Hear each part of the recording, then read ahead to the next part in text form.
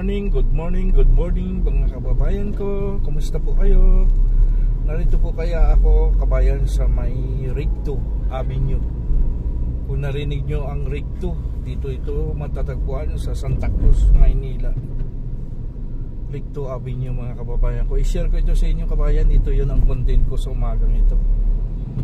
Kasi naririnig nyo pero hindi nyo naman napupuntahan, so i-share ko sa inyo. Travel and tour, traffic situationer sa location ngayon. Sa magkabilang panig, medyo build up na ng konti kasi magpaparas hour na ang ating oras. Marami na ang may mga dalang sasakyan patungo sa kanilang trabaho. Yan mga kababayan ko. Ito ay ang Recto Station LRT2.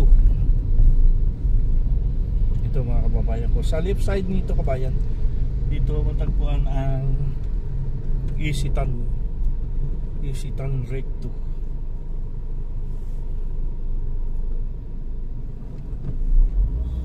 Yan. Pero bago ko tapusin ang aking pagbablog, kabayan ko, don't forget to subscribe my channel. Kung hindi labag sa kalooban nyo, subscribe nyo ako. Kung labag naman ito mga kabayan, like and share para matulungan nyo ang aking maliit na YouTube channel, PD Vlogs.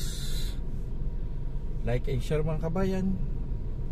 Kung hindi labag sa kalooban nyo, subscribe nyo ako. Yan, maghanap tayo ng mga passenger mga kababayan ko, especially doon sa may mga sakit na ihatid natin sa ospital. Wala na po silang babayaran. At kung lumago ang ating mga pag-upload ng video, dumami ang ating views, afford na natin ang bumili ng sako-sakong bigas. Maliban sa wala nang babayaran ng patak ng metro, mayroon pang 5 kilong bigas ang lahat ng mga pasahero kung may mga sakit kung sakali.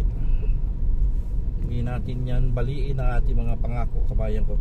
Ito kabayan nyo, nakita nyo yung tulay na yan. Iyan ay ang LRT Recto.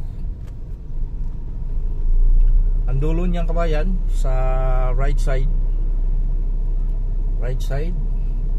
patungo ng Quezon City, Muñoz, Quezon City. Ang left side naman mga kabayan, patungo naman ng Cavite.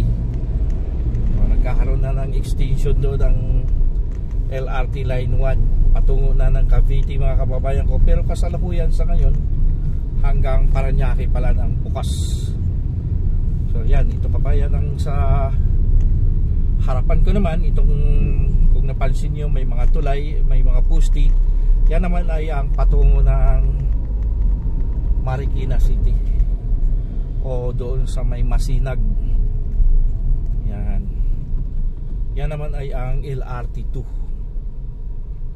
Doon sa EDSA naman, yun ay ang tinatawag na MRT3.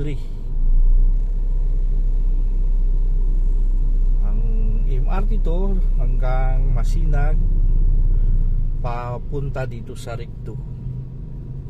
May plano ang ating gobyerno na diretsyon niya ng patungo ng per 2 per 4. Dadaanan niya yung Tutuban at saka Divisoria Mall.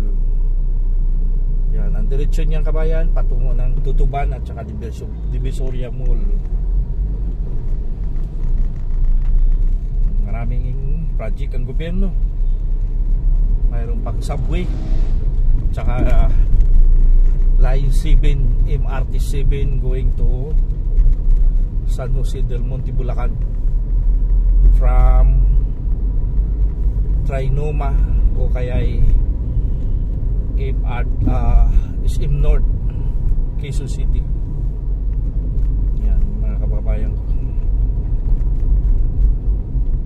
Ito ay ang Recto Avenue.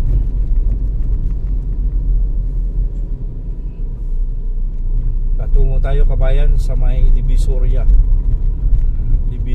Mall. Mayroon tayong kukunin na pasahero sa may Tutuban. Kung marinig nyo yung Tutuban, mall din yan mga kababayan ko. Marami din dyan ang pumupunta dyan pagka Christmas season. Namimili ng mga kung ano-anong pangangailangan sa kanilang tahanan. Mura dyan ang mga damit, sapatos, at at iba-ibang uri ng mga bilihin, mga kababayan ko. So Miguel Love shoutout Luzon, Visayas at Mindanao sa ating mga kababayan, lalong-lalo na higit doon sa ating mga Pilipinong bayaning buhay sa ibang bahagi ng ating earth, sa ating mundo, naghahanap buhay, mga OFW, kumusta po kayo, mga seaman, yan, mga kababayan ko.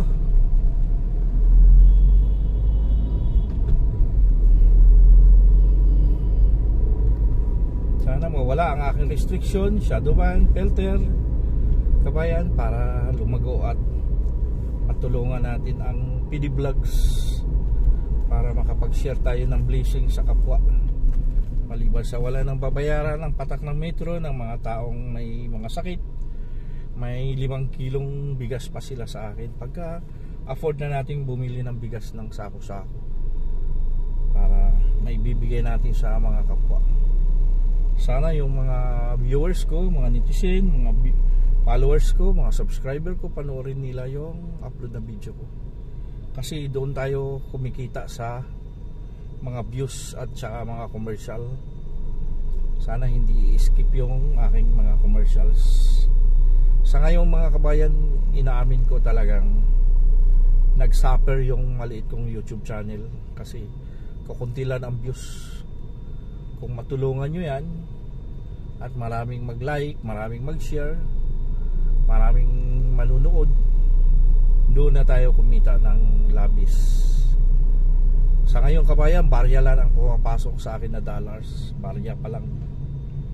So hindi pa natin maibibigay ang ating mga pangako na magbigay tayo ng 5 kilong bigas. So yan kabayan, no? Ito ang diretso going to Tutuban Center. Yan kabayan, yung Tutuban Center. Kung mapapansin nyo dyan, makikita nyo sa aking camera. Yan mga kabayan. So siguro kabayan, hindi ko na pahabain ang aking pagbablog. Don't forget to subscribe once again, PD Vlogs. Like and share. Kabayan, maraming salamat. Luzon, Visayas at Mindanao. Lord Jesus Christ, I love you. Bye bye.